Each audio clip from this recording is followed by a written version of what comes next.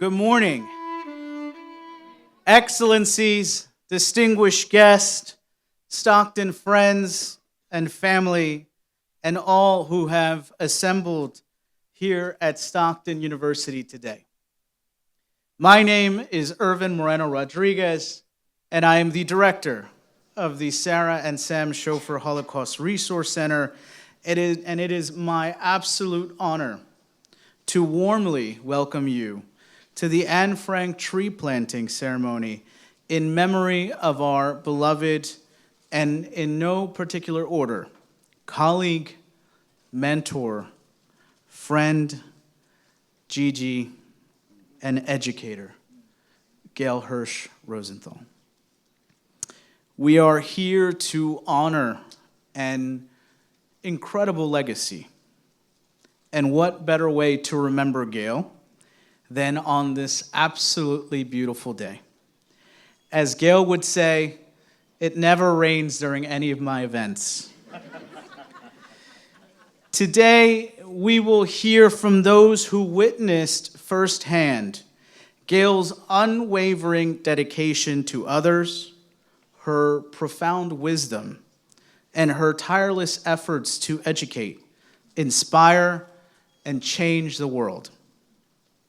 She has left an enduring mark on this institution and the wider community. And I'm sure I'm not alone in feeling this deep, deep sense of loss. We miss Gail now more than ever. As we plant this tree today, may it stand as a living tribute to her memory, its roots deepening just as her impact has deepened within all of us. As we nurture this young tree, we cultivate not just this earth, but a shared belief in a brighter tomorrow. May her memory be for a blessing. And now it is my distinct honor to welcome Dr. Joe Bertolino, sixth president of Stockton University, to share his remarks. Dr. Joe? Thank you very much. Thank you, Irvin. Irvin, I just want you to know that I think that I can say with confidence that Gail is looking down on you and is very, very proud of the tree in you that she planted. Really.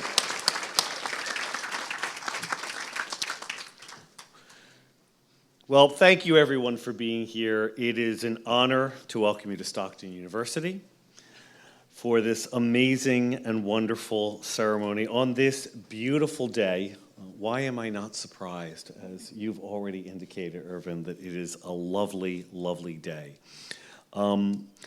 Today is a day that brings together memory, it brings together legacy, it brings together hope. And so we've gathered here today to plant more than just a tree. We're gathered to plant a powerful symbol of resilience and of remembrance. This tree, now rooted in Stockton's soil, will serve as a living tribute. It will stand as a reminder of the enduring human spirit, of hope in the face of unimaginable adversity, and of the urgent responsibility we all share to remember the past and build a more just and compassionate future. It's only fitting that we dedicate this tree in memory of our beloved colleague, mentor, educator, and friend, Gail Rosenthal. For more than 3 decades, Gail served as the director of our Sarah and Sam Schofer Holocaust Resource Center. I had the opportunity to spend only a brief moment of time with Gail.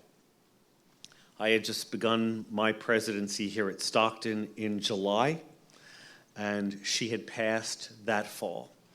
But I can assure you that in the few months that I had the opportunity to work with Gail, work alongside Gail, work for Gail. Her passion, her dedication, her advocacy on behalf of the center and on behalf of our students was unmatched. It was no surprise that during my first visit to the center, not only did I get a tour and a history lesson, I think I still have the list of things that she asked for purchase or other in the center. She was tireless in her efforts to ensure the stability of the center, to ensure the quality of education, and to ensure that the legacy would endure and that individuals would not forget. Powerful, powerful work by an amazing visionary leader. The center grew from modest beginnings into a globally recognized institution, one that has educated thousands, preserved survivors' stories, and empowered our students to become thoughtful, empathetic leaders. This tree will not only honor Anne Frank's words, it will reflect Gail's legacy. Just as Gail nurtured understanding and empathy in generations of learners, we will nurture this tree as a beacon for future generations. And we have some of those future generations with us today. The 5th grade students from Dr. Joyanne D. Miller Elementary School in Egg Harbor Township are joining us today. Here they are. Hi. We're happy that you're here. And by the way, we're also taking applications for future students. So are you excited to be here? Yes, there we go. Well, we're happy that you're here. They have recently learned the story of Anne Frank and wanted to witness today's planting. So this is Gail's legacy. These students are Gail's legacy, ensuring that the lessons and legacies of the Holocaust are never forgotten. These have been difficult and challenging times. And Gail passed before some of the challenges we are facing came to light. And colleges and universities around the country have been challenged to ask difficult questions. Throughout the entire experience, those of us that lead the institution kept asking ourselves, what would Gail do? What would Gail say? What would be her counsel and advice to the new president and the new administration at this time? So while our time together may have been brief, know that her presence was at the forefront of the conversations we had and of the decisions we tried to make. We are proud today to join a global network of institutions that share in this commitment to preserve Anne Frank's legacy and to confront anti-Semitism and all forms of hatred with truth, courage, and education. And now, more than ever, truth, courage, and education are extraordinarily important.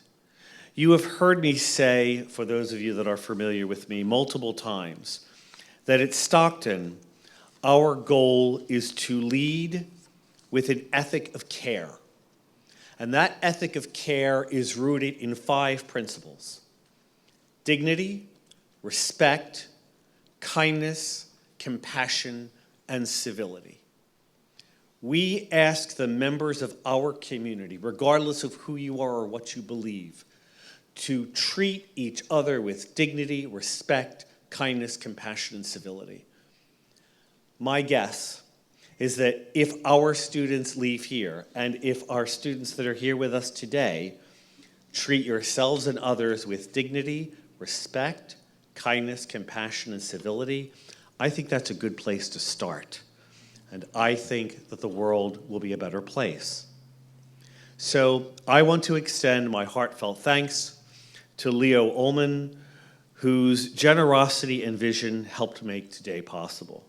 Leo, your gift to support this sapling project ensures that the stories we tell and the lessons we teach will take root here and around the world.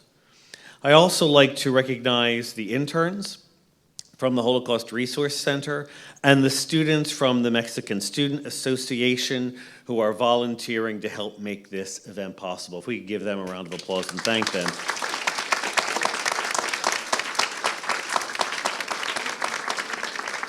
I'm particularly grateful for the help of our students because commencement was Friday and the students have packed up and left. So they stayed, and we're thankful for that. We couldn't do this work without their help and with everyone's help. So thank you for your hard work. And finally, at Stockton, we are committed to building a community of opportunity where every student, every visitor, every member of our community is empowered to reflect, learn, and grow. And just like this tree, we will continue to reach upward, grounded in care, guided by memory, and inspired by the strength of those who came before us. Thank you very much. Welcome to Stockton.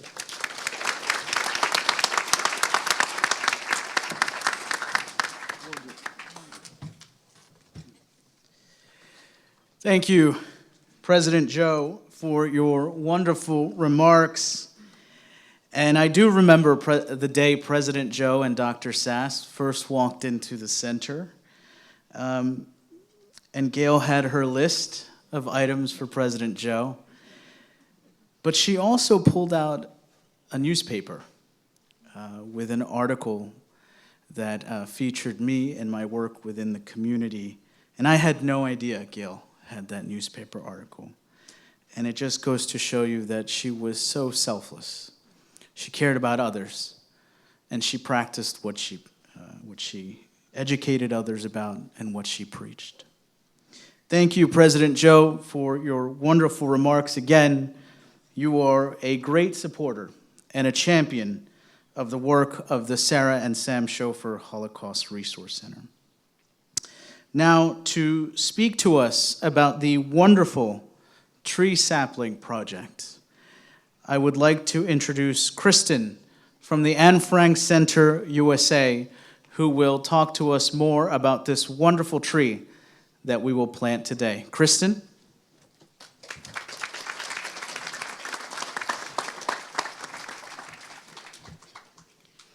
Good morning.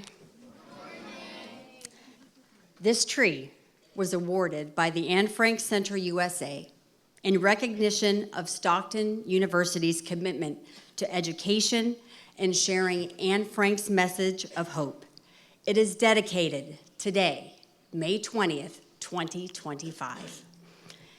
Anne Frank was born on June 12th, 1929 in Frankfurt, Germany. Her family fled Germany in the first year of Nazi rule, 1933, for the Netherlands, a country they believed would be safe. But in 1942, the Frank family and 4 others were forced into hiding in Amsterdam. Anne, her sister Margot, and parents Edith and Otto, along with the Von Pels family, August, Herman, and Peter, and Fritz Pfeffer, spent over 2 years hiding in an annex of rooms in Amsterdam. After being betrayed by the Nazis, Anne, her family, and others in hiding with them were captured and deported to the Dutch transit camp Westerbork and then to Auschwitz. In March of 1945, 7 months after she was arrested and mere weeks before liberation, Anne Frank died of typhus at the Bergen-Belsen concentration camp in Germany. Otto Frank was the sole survivor. Anne Frank wrote 3 times in her diary about the majestic chestnut tree that grew outside of the window of the Secret Annex. Anne's tree thrived in Amsterdam until 2009, ultimately succumbing to disease and a windstorm in 2010. Through the efforts of Anne Frank House, saplings grown from the original tree now flourish across the globe, forming a living memorial to Anne Frank and the legacy of her diary. I want to thank Bob Hawkins and the team at the Valonia Tree Nursery in Valonia, Indiana, for their labor of love to keep the tree's descendants alive for 15 years and counting, and the teams from Ambius who handled all the logistics and transportation of the tree. It was an honor to bring a tree to Stockton University and to entrust it to your keeping. It was a great privilege for me to visit Stockton back in February and meet with Irvin and his team and learn firsthand the plans for this chestnut tree. 2 weeks ago, I was able to see this tree in Pennsylvania when it was en route to New Jersey, and I was filled with excitement for what this beautiful symbol would mean for this university and the surrounding community. Our CEO, Lauren Bairnsfather, has asked me to share these words of remembrance. Gail Rosenthal was a generous mentor in the Association of Holocaust Organizations. She believed that a rising tide lifts all ships, and she demonstrated this abundantly in our work together. It is an honor to work with Stockton to dedicate this tree to honor Gail's decades of work in Holocaust education. This moment was made possible by Leo Ullman, a friend of the Anne Frank Center USA's nonprofit's founder, Jack Polak, of blessed memory. We are so grateful to have reconnected over the past year.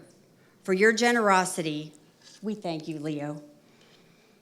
On June 13th, 1944, Anne wrote, "It's not just my imagination, looking at the sky, the clouds, the moon, and the stars.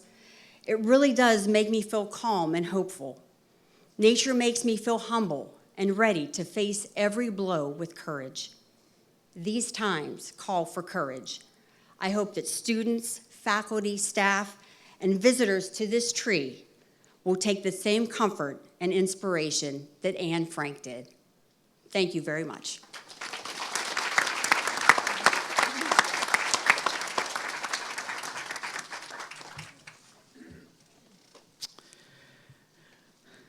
Thank you, Kristen. It has been a true pleasure partnering with Kristen and the Anne Frank Center USA on the sapling project.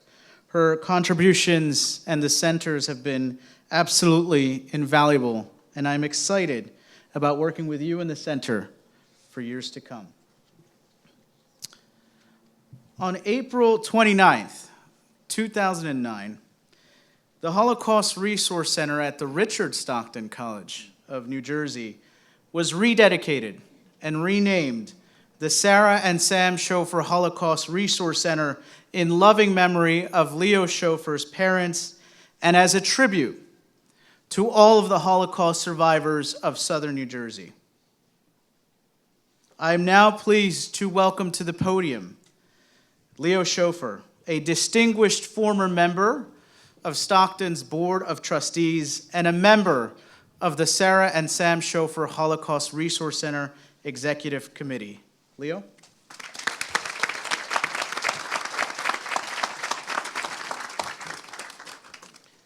Thank you, Irvin.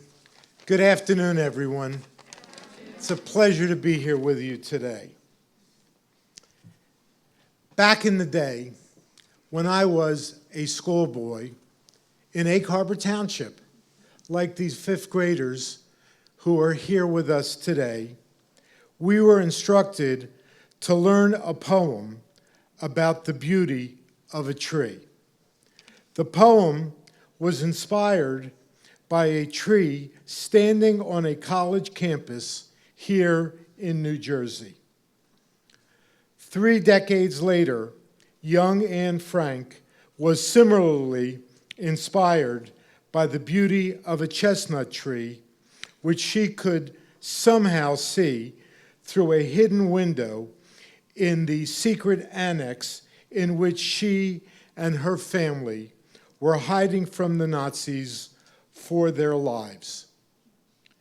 Today, over 80 years after Anne wrote about the beauty of that tree in her diary, we are fortunate to gather here together to plant a descendant of Anne's tree that inspired Anne and is now on our college campus. We plant this tree with the hope that it will also inspire students, faculty, staff, visitors, and all members of the Stockton community to believe in Anne's message that mankind is inherently good, and in the resilience of the human spirit in the face of adversity, and especially the horrors of the Holocaust. It is appropriate that we plant this tree in memory of our beloved Gail Rosenthal of blessed memory. Gail loved to teach the lessons of the Anne Frank story to her students. Gail also loved to bring tools of education like this tree to Stockton University. Gail is so happy as she looks down upon us today with great pride and joy. Thank you.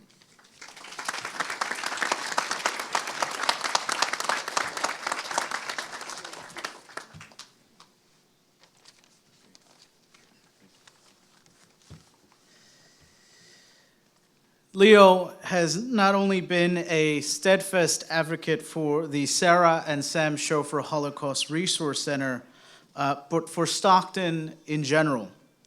His leadership and generosity has made this university a better place for all, including myself. As Gail brought me here, before I even enrolled at Stockton and toured the campus, she told me there's somebody you should really meet.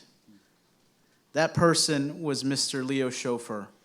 In 2011, I was enrolled here at Stockton. In 2011, Leo became a trustee here at the university. And I thank you for all of your support and mentorship, Leo. Thank you.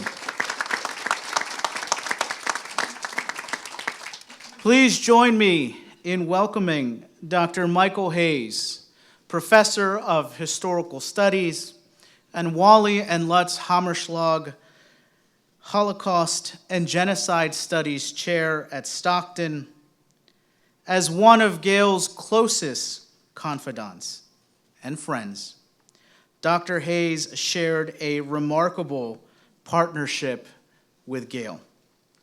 Together, they guided hundreds of students on transformative journeys to infamous sites related to the Holocaust. Furthermore, in 2019, they embarked on the vital and enduring mission of preserving the life testimonies of the Holocaust survivors from southern New Jersey, a legacy that will resonate for generations to come. Dr. Hayes?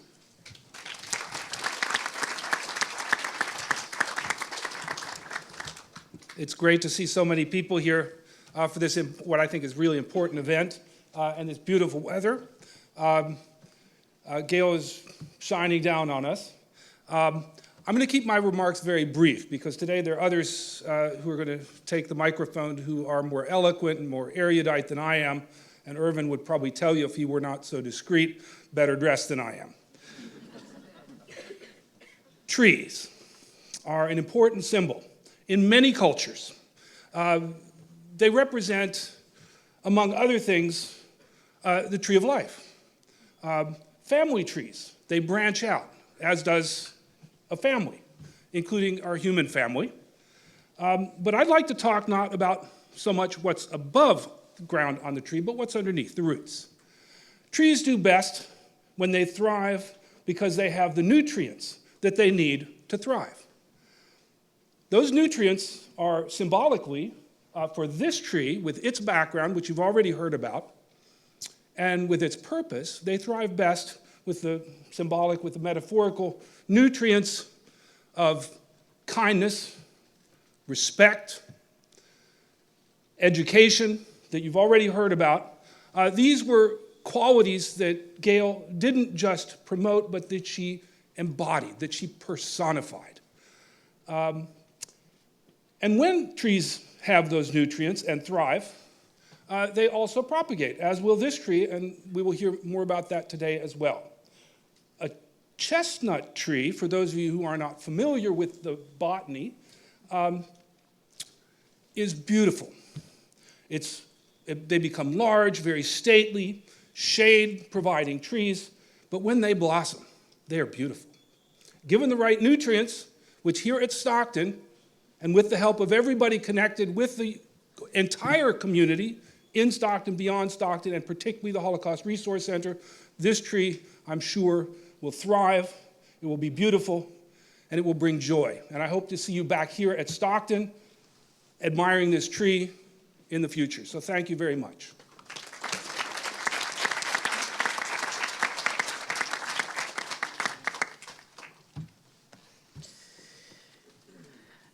There wasn't a day that would go by that Gail would come into the center or stop by my office and say, "We love that Dr. Hayes." And we can see why. Dr. Hayes has continued to honor not only Gail's memory, but the memory and the resilience, the life stories, the histories of the Holocaust survivors of Southern New Jersey. And right now, I want to recognize the Holocaust survivors who are in attendance today. Behind me, Holocaust survivors Leo Ullman and Maud Dami.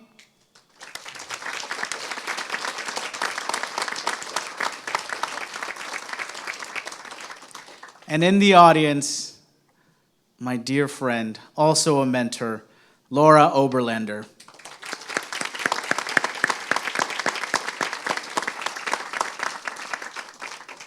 Our next speaker has also shared an impactful connection with Gail. Together, they nurtured generations of student leaders on campus through their dedicated work with Stockton's Hillel and the Jewish Life Coalition at the university. It is my pleasure to introduce Dr. Sharon Musher, Professor of Historical Studies.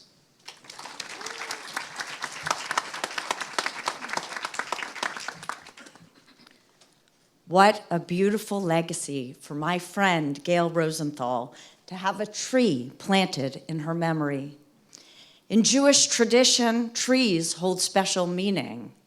The 5 books of the Hebrew Bible, known as the Torah, is called the Tree of Life.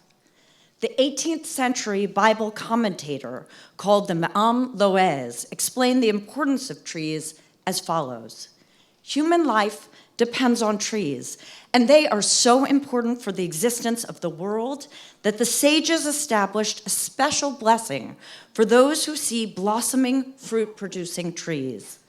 The blessing says, "Nothing is lacking from God's world, and God created good creations and good trees for the benefit of humanity." There's a powerful story in Tractate Tanit, a section of the Babylonian Talmud with laws for fast days that discusses the value of planting trees. One day, the tale is told, Choni, the circle maker, was walking along the road when he saw a certain man planting a carob tree. Choni said to him, "This tree, after how many years will it bear fruit?" The man said to him, "It will not produce fruit until 70 years have passed." Choni said to him, "Is it obvious to you that you will live 70 years? Do you expect to benefit from this tree?" Choni responded, "That man himself found a world full of carob trees. Just as my ancestors planted for me, I too am planting for my descendants." Gail would have liked that. she would have understood that we are planting this tree with hope for future generations. The 13-year-old Anne Frank was among those who drew emotional sustenance from a white horse chestnut tree that someone had the forethought to plant roughly 100 years earlier. Of the tree she glimpsed out the window of the secret annex where she hid, the teenager wrote in her diary, "As long as this exists, how can I be sad?" Using the tree's evolution to mark the passage of time during her 2 years in captivity, Anne found comfort in and longed for the natural world beyond the window pane that confined her. When Meep guys, who helped to hide the family, found Anne's diaries and gave them to her father, Otto Frank, Guys told him, "This is the legacy of your daughter, Anne." In the same way that the century-old tree inspired Anne, her diary stimulated generations of readers. The imprisoned anti-apartheid activist Nelson Mandela, for example, saw in the young woman's passion and conviction the infinite ability of the human spirit. As far as I know, Gail didn't leave us a diary. Her legacy is in the students, faculty, and staff she mentored, and of course, in her family. I count myself among those tutored by Gail and was shaped by her dedication to Stockton as an institution, its students, and the broader South Jersey community, particularly its Holocaust survivors. No one was better connected than Gail. When I learned that a student was unhoused or undocumented or struggling in some other way, and I had no idea what to do, she was the first person I would call. Gail was persistent, sometimes more persistent than I might have wanted, but she knew how to get things done and find support for those who needed it. I thought of Gail recently when I read about a man in Ohio who took out from the Cayuga Public Library about $1,700 worth of books about LGBTQ plus peoples and Black and Jewish history. He set fire to the collection, posting a photo on the extremist site gab.com. Anne's Frank diary was in the pyre.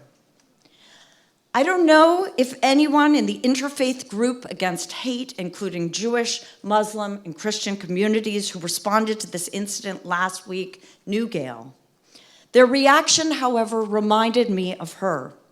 They condemned the hateful act and called for the collection of 1,000 books that lift up Black, Jewish, and LGBTQ plus voices. As Rabbi Robert Nosanchuk explained, let's use this moment to stand against this oppressive act and deepen our convictions to learn about each other's faith, race, culture, and values. Turning hate into love and learning from it manifests Gail's memory. Trees are both deeply rooted and also open to the possibility of growth. May this tree serve as a physical reminder of Gail's lessons about speaking out and building alliances. May it draw attention to humanity's goodness and capacity for joy. And may the faith of those planting now remind us of our collective responsibility to provide sustenance for the possibility of what might yet come. Thank you.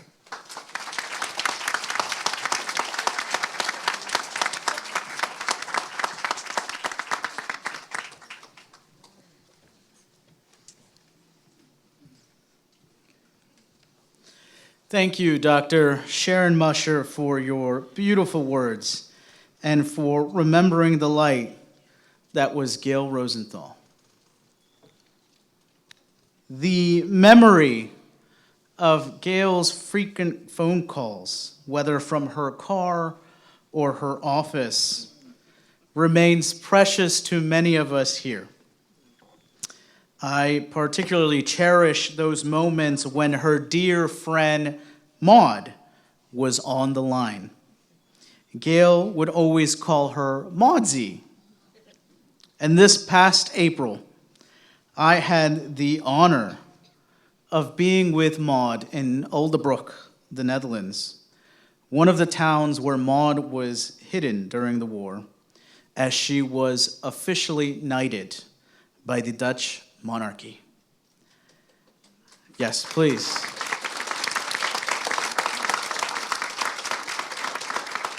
I have no doubt in my mind that Gail was watching over you, Maud, with immense love and pride. It is now my privilege to introduce my good friend and mentor, Maud Dami, Chair of the New Jersey Commission on Holocaust Education and a survivor of the Holocaust. Maud?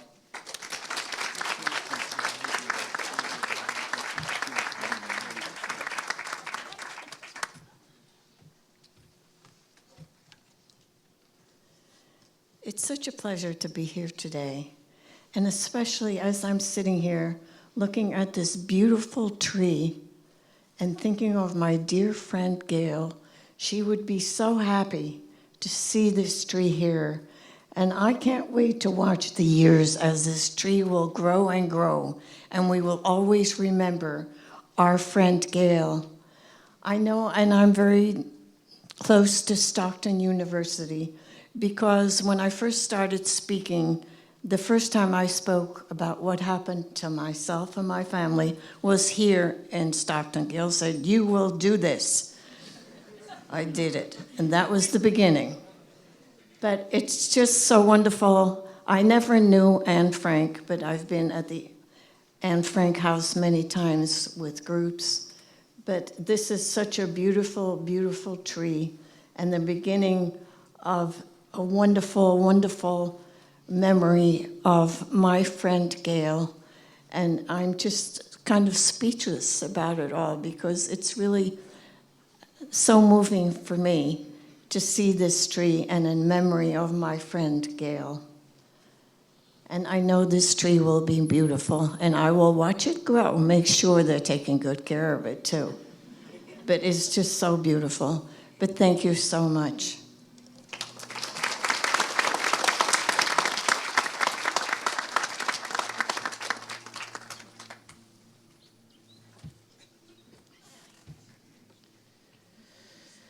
Today's tree planting, a symbol of enduring life and remembrance, was made possible through the heartfelt generosity of Catherine M. and Leo S. Ullman.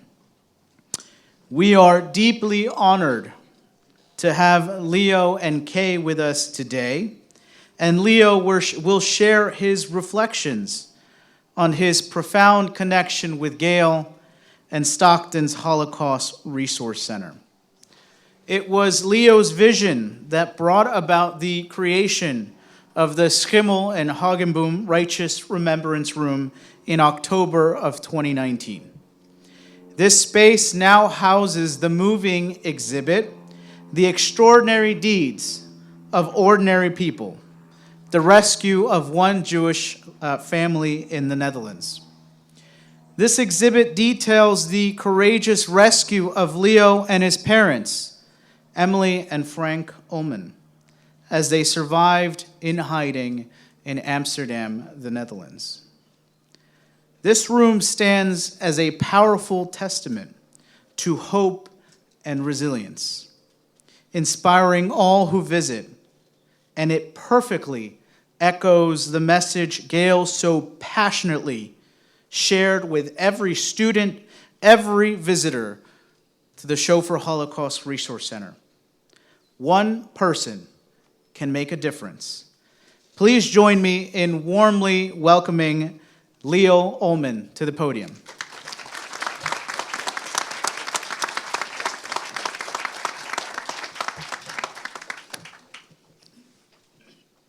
It's almost afternoon. Good afternoon, everyone. I am honored to be on the stage with all these very, very powerful and important and wonderful people. My link to Gail goes back many, many decades. I, many years ago, owned a chunk of the Shore Mall in New Jersey, in parts that are very well known to you all in Egg Harbor Township. the worst investment anybody could make. At the time, I had arranged an exhibit of Jackie Robinson at the Shore Mall. And Gail must have been there at some point, and she insisted that when Jackie Robinson was finished, that we should have an exhibit of Anne Frank at the Shore Mall, which we did. And I have loved Gail since those days. She was just a wonderful, wonderful person. She did so much for this university and so much for the story of Anne Frank to be remembered that Kay and I were honored to create a room here at Stockton, which you heard about, where the people who saved my life were honored by Kay and me. And relatives of those people, their descendants, came and visited that room here at Stockton. And that was a very, very special occasion. My story is one of a hidden child in Amsterdam. It's not the same as Anne Frank. And I think it's very important to know what those differences are. My story is that at age 3, my parents decided that the only way that they could avoid being killed by the German Nazis was to go into hiding. That was a very, very difficult decision. They had to give me up at that point through the resistance, and the resistance was specifically a woman who was in a sorority with my mother in Amsterdam. That woman arranged through a minister in the city of Haarlem to find a hiding place for me with a retired policeman and his family in Amsterdam. Those people took me in at age 3, not knowing who I was, not knowing where I came from, knowing only that I was a Jewish kid and that they would try to take care of me during the war, not knowing how long that war would last. I thus went into hiding in March of 1943 with this family, and they became my parents for 2.5 years. I didn't know at that point that they were not my parents. And after 2.5 years, when the war was over and Amsterdam was finally liberated, and that was just a few months after Anne Frank perished in a concentration camp. At that point, my real parents came, and I didn't remember them. It took a little while for us to get together, and fortunately, others in my family survived. A couple of people were able to leave Amsterdam during the first 2 days when Amsterdam was taken over, as was all of Holland, after Hitler bombed the city of Rotterdam to smithereens, and the Queen went to England. And at that point, for 2 days, people could get out, and others in my family did get out. And my mother's sister and her family landed ultimately in Port Washington, New York. My wife, Kay, and I live in Port Washington, New York. I came in 3rd grade in 1947 and landed in Port Washington. I am proud to say we still live there. I met my wife in 7th grade, so you all should think about that and take a good look at the kids around you. We have been married some 65 years, and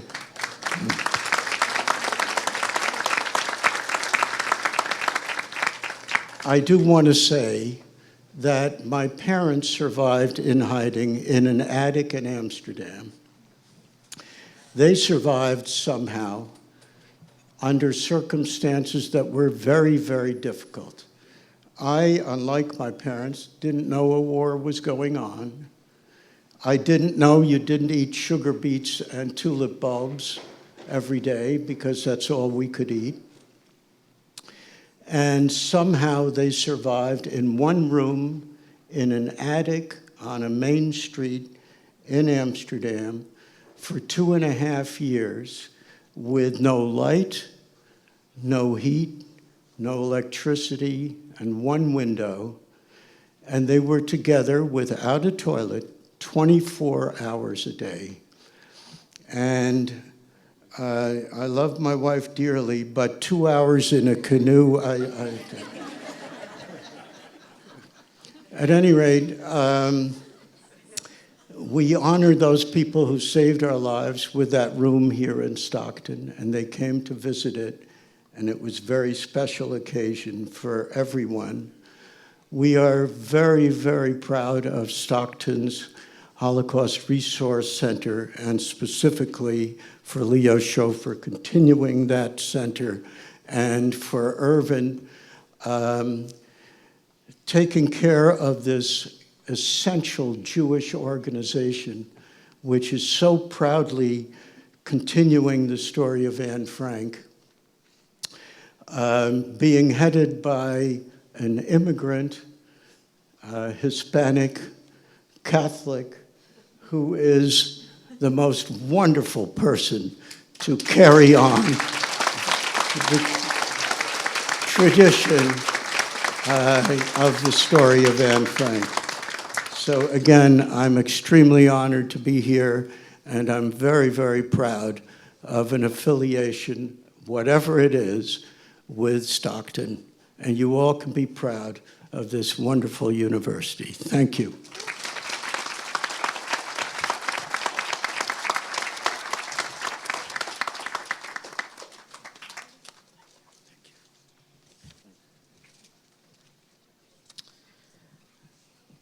Mr. Leo Ullman has been a wonderful mentor, and I want to thank you for your unwavering dedication to the vital work of Stockton's Holocaust Resource Center, and of course for your continued generosity. Your commitment makes a profound difference in Holocaust education, and I can think of no better memorial to our dear friend Gail than a tree that represents growth, hope, and life. I would now like to introduce Toby Rosenthal, a valued colleague at Stockton and a dear friend. Behind the scenes, Toby has documented with perfection the numerous significant moments of the Holocaust Resource Center through her compelling video telling and documentaries, award-winning documentaries, if I may add, including Alone No More, A Community Assist Holocaust Survivors, Rails of the Holocaust, and There Were Good People Doing Extraordinary Deeds, Leo Ullman's story. Toby's expertise was invaluable to the center and to Gail. Toby's tireless efforts to preserve the stories of Holocaust survivors should also not be forgotten. Toby, you are a remarkable colleague and friend, and you are a remarkable daughter. Thank you.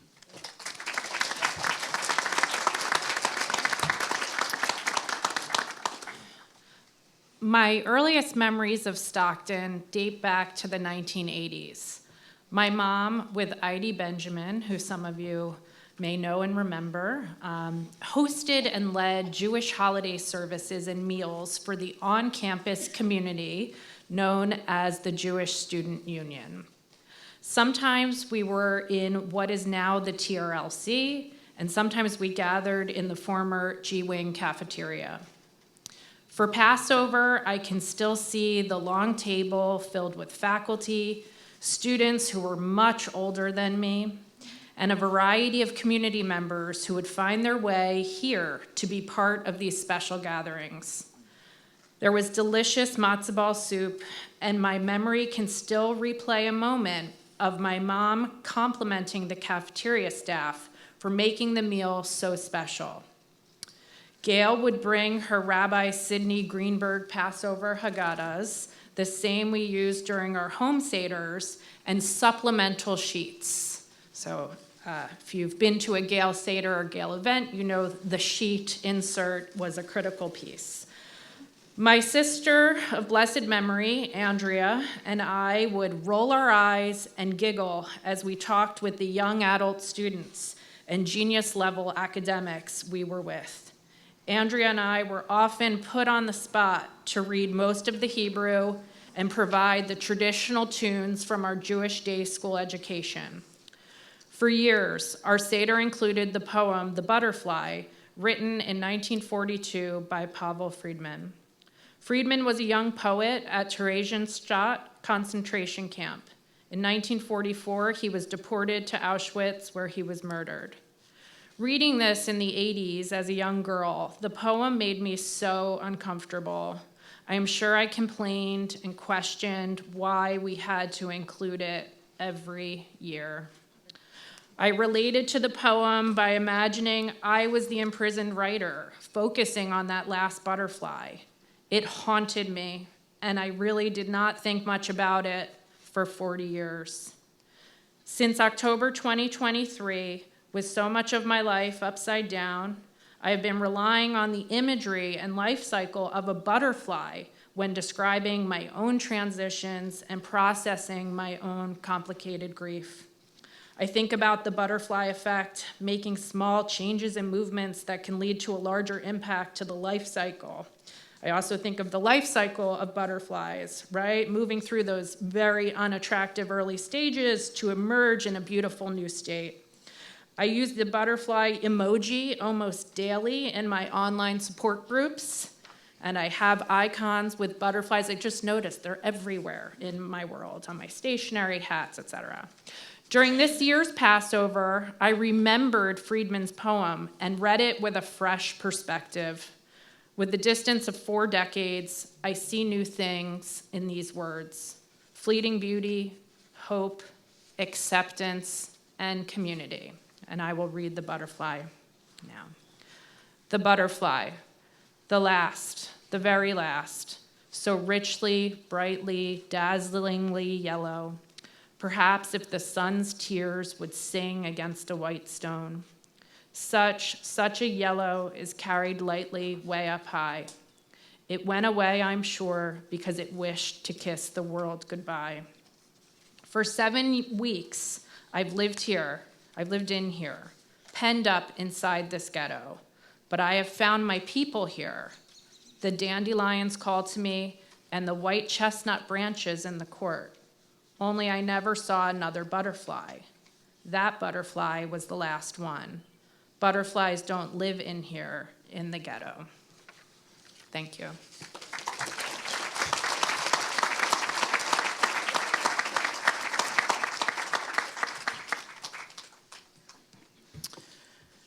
Thank you to Toby, and I just want to highlight members of Gail Hirsch Rosenthal's family who are with us here today. Thank you for being here.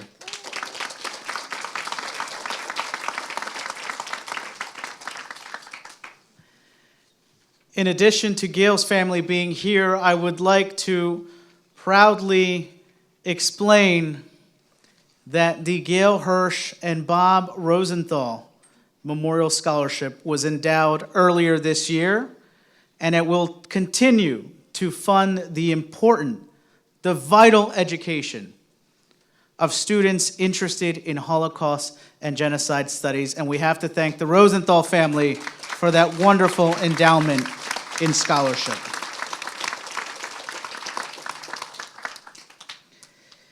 Now, it is an absolute honor to introduce one of the world's foremost authorities on the Holocaust and a cherished friend of Gail's, Dr. Michael Birnbaum. Dr. Birnbaum also served as one of Gail's rabbis and mentors. Their friendship extended beyond the phone. Every intern who goes through the Holocaust Resource Center internship is tasked with reading his important text, The World Must Know, which is a catalog of the United States Holocaust Memorial Museum. In the time since Gail's passing, his thoughtful calls to mentor me have meant a great deal. In a world full of chaos, Dr. Michael Birnbaum's words provided me peace.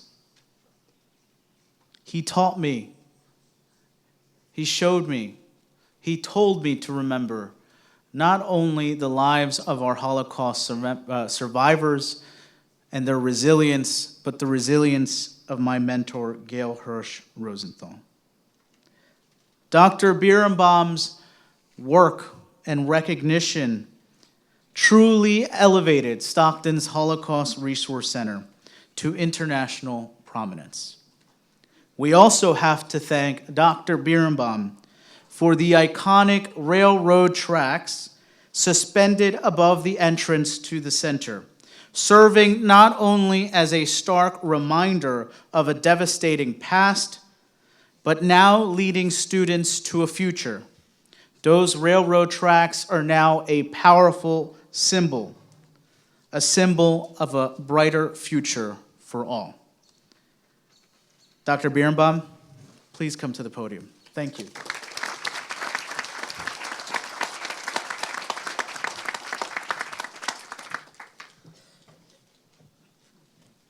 Thank you very much. After such an introduction, you're hesitant to speak.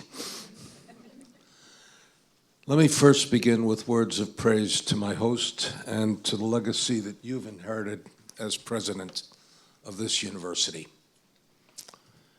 I travel the world and I go to many places, and there is no institution in the world that has taken the Holocaust to the center of this university and given it a special wings, the values that are commanded in the aftermath of such an atrocity. This was an achievement of the community. It was an achievement of the university, and it was the splendid achievement of Gail Rosenthal. She did it with grace, with determination, with commitment, with 24/7 dedication.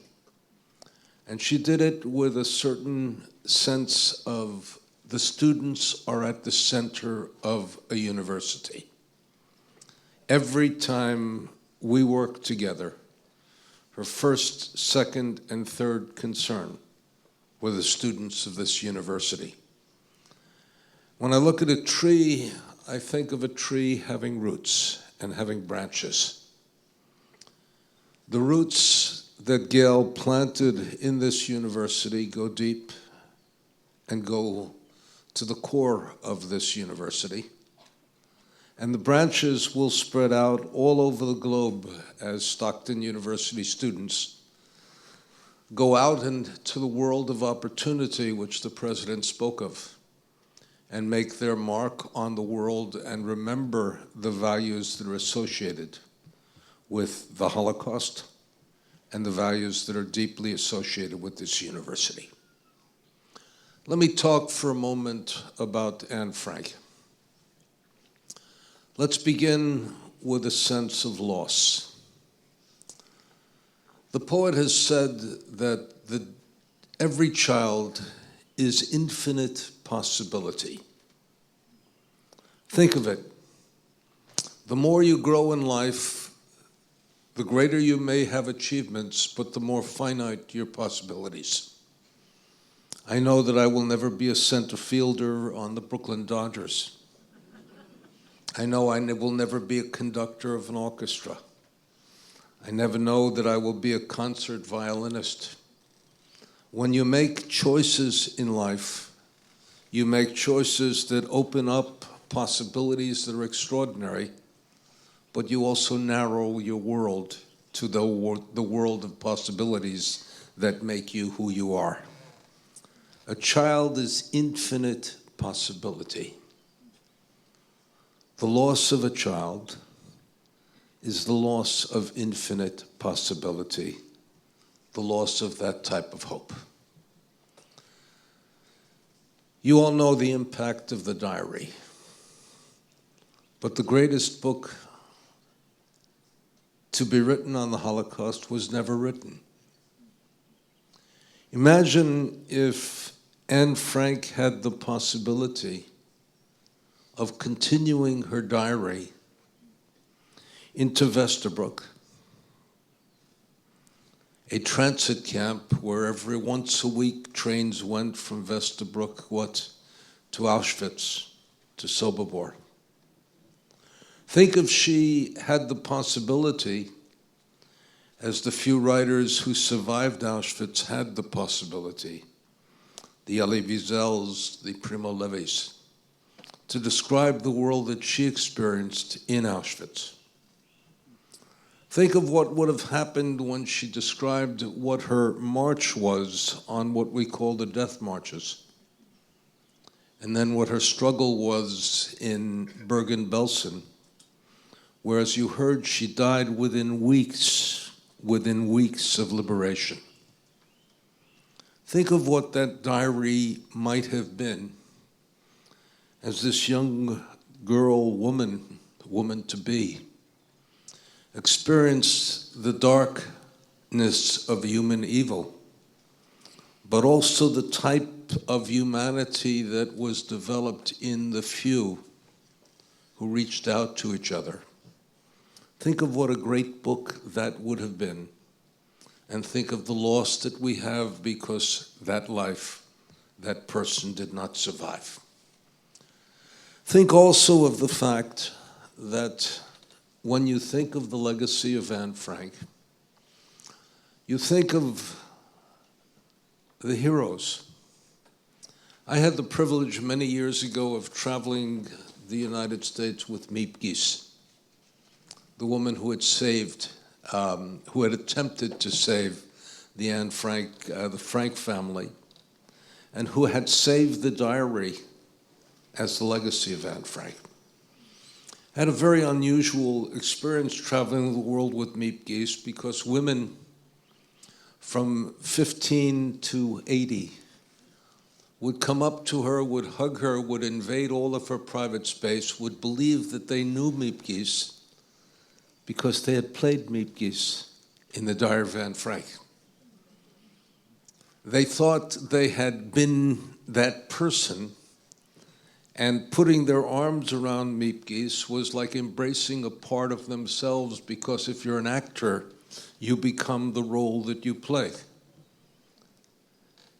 And I said to her, "You don't have private space." She says, "I know."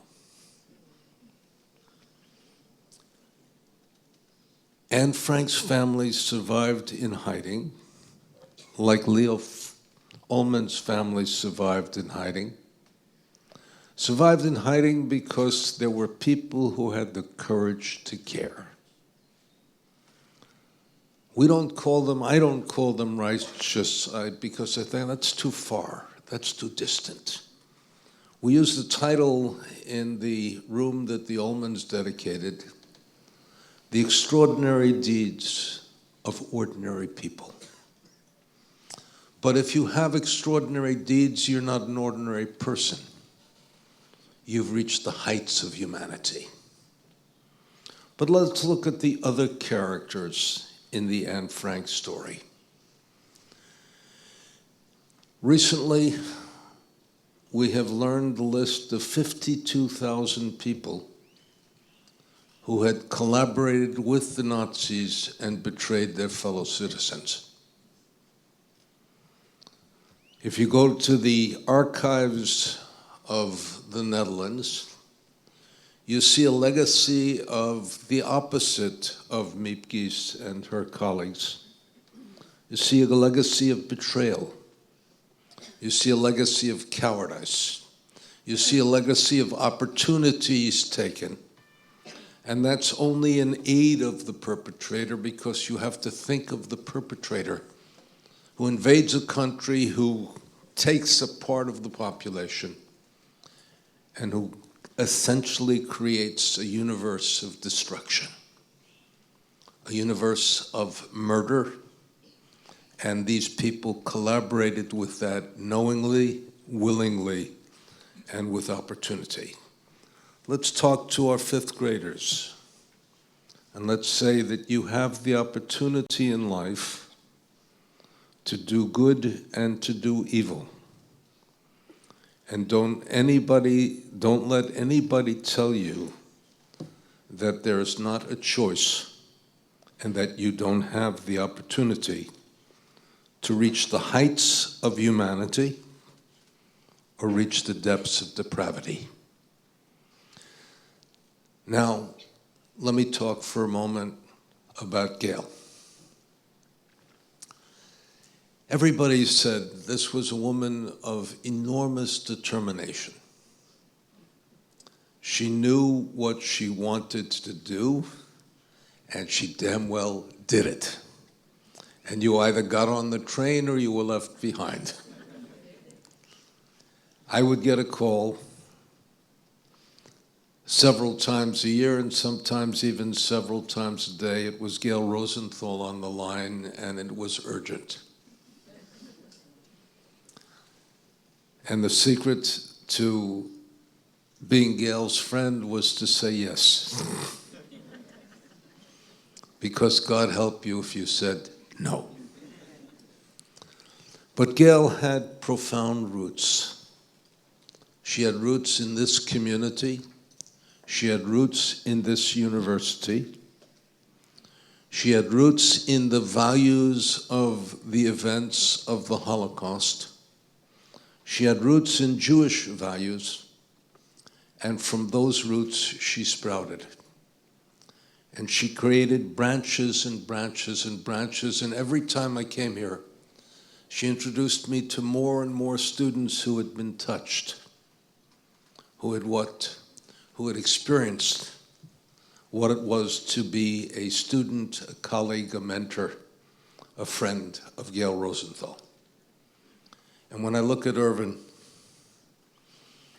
I see somebody she had plucked from high school, opened up the opportunity for him to go to college, opened up a world of values and a world of experience, mentored him, trained him, taught him, and then what? Let him grow wings and let him fly. If we took an account of all the students who have gone through Stockton University, you would say there were not hundreds, but there were thousands of thousands who could say that about Gail. For a generation, Gail was the mother hen of the student body of this university. And then for another generation, she was the grandmother.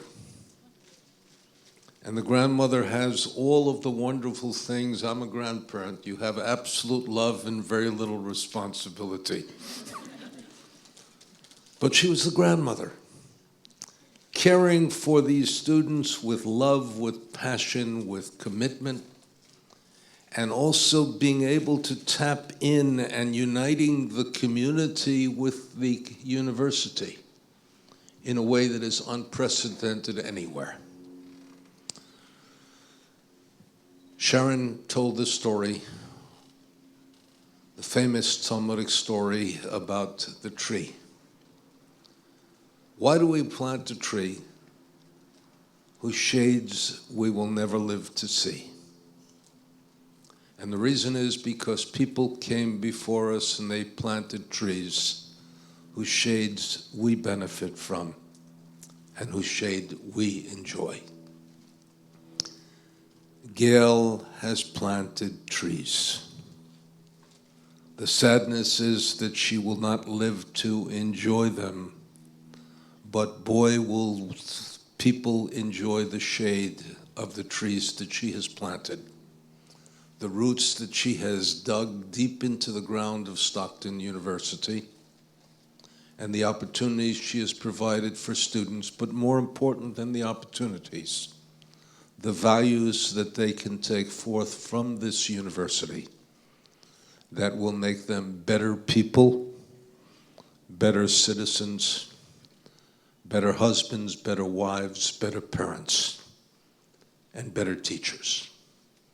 This is an incredible legacy, and to unite Anne Frank, that tree, and Gail Rosenthal is a splendid moment in the life of this university. Thank you very much.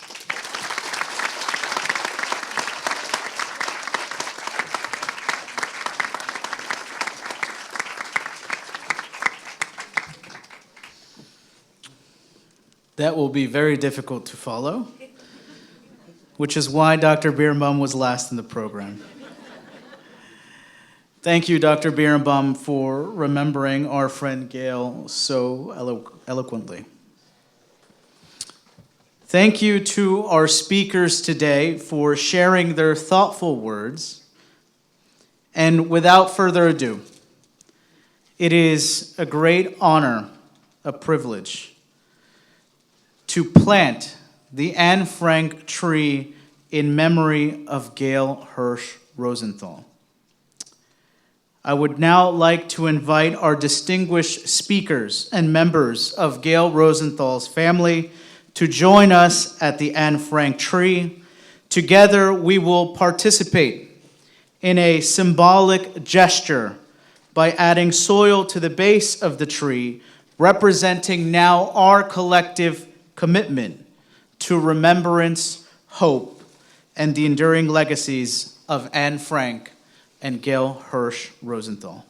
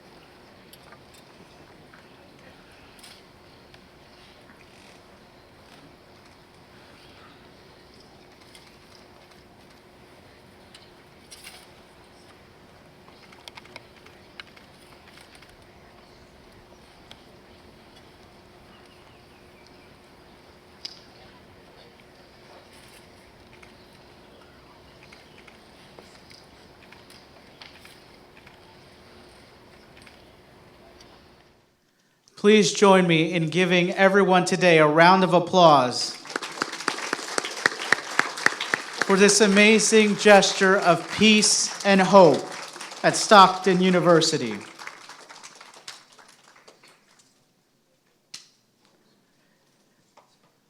Now, before we go, today we have planted more than just a tree.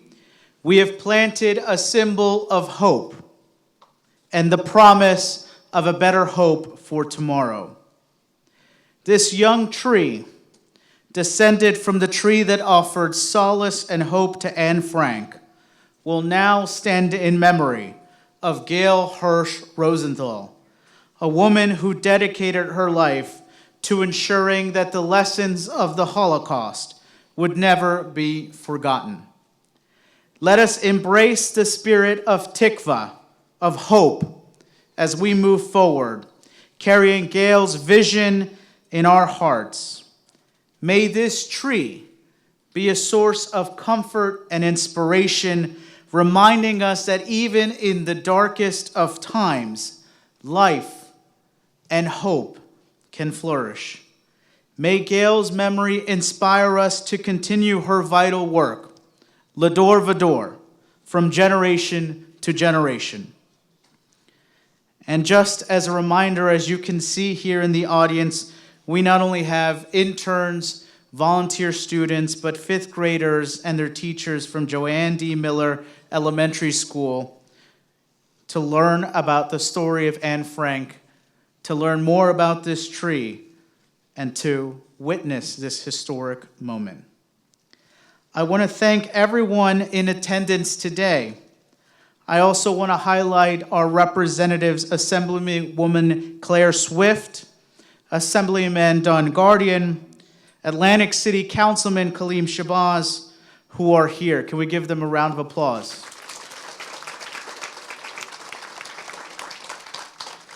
I also want to thank the wonderful staff of the Sarah and Sam Show for Holocaust Resource Center, Brett and Rebecca.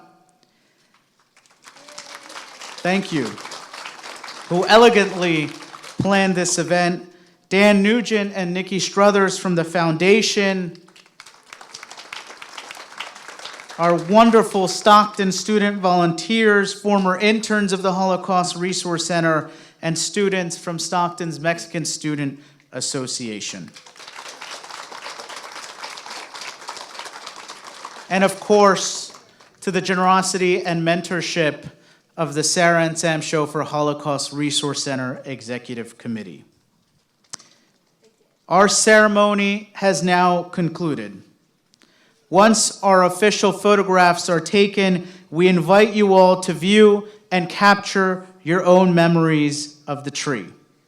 Thank you for remembering my friend Gail Hirsch Rosenthal, and we invite you to continue teaching the lessons and legacies of the Holocaust. Thank you.